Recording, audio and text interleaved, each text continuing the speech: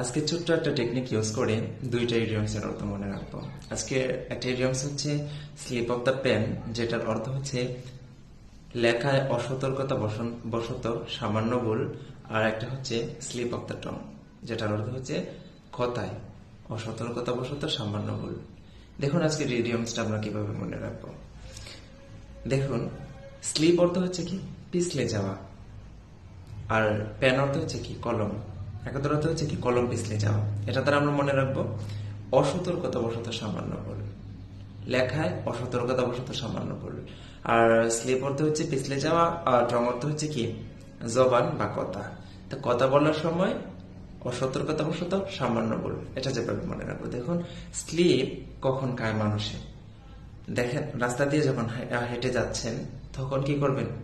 যখন অসতর্কতা বশত আপনি হাঁটবেন, হাঁটাছাড়া করবেন, তখন কিন্তু স্লিপ খাওয়ার সম্ভাবনা থাকে। আপনি যদি সতর্কতার সাথে হাঁটেন তাহলে কিন্তু আপনি রাস্তাঘাট যতই ভেজা থাকুক, বৃষ্টিতে ভেজা থাকুক, কর্দমাক্ত হয়ে থাকুক, আপনি কিন্তু স্লিপ খাওয়ার সম্ভাবনাটা থাকে না। কিন্তু আপনি যদি অসতর্কতা বশত হাঁটাচলা করেন তখন কিন্তু স্লিপ খাওয়ার সম্ভাবনাটা থাকে। ঠিক তেমনি ভাবে আপনি যখন লেখালেখি করবেন, কখন আপনার কলমটা স্লিপ খাইবে? যখন আপনি অসতর্কতা বশত লেখা লেখা লেখা লিখবেন, লিখুনি লিখবেন, তখন কিন্তু আপনার কলমটা স্লিপ খাওয়ার সম্ভাবনা আছে, অর্থাৎ আপনার লেখায় সামান্য ভুল হতে পারে। আর যখন অসতর্কতা বশত আপনি কথা বলবেন, তখন আপনার কথা মানে টঙে অসতর্কতা বশত স্লিপ হতে পারে, মানে ভুল হতে পারে।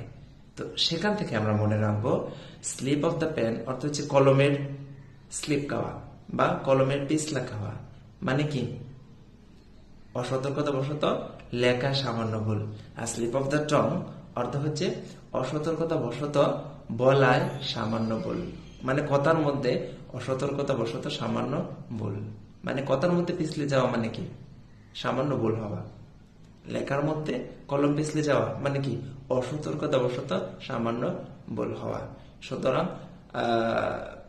এই দুইটা ইডিয়মস আজকে আমরা গল্পের সাহায্যে মনে রাখবো। আরো ইন্টারেস্টিং ওয়েতে ইডিয়মস শিখতে Tilottama academy official facebook page plus youtube channel visit করতে পারেন। All the best.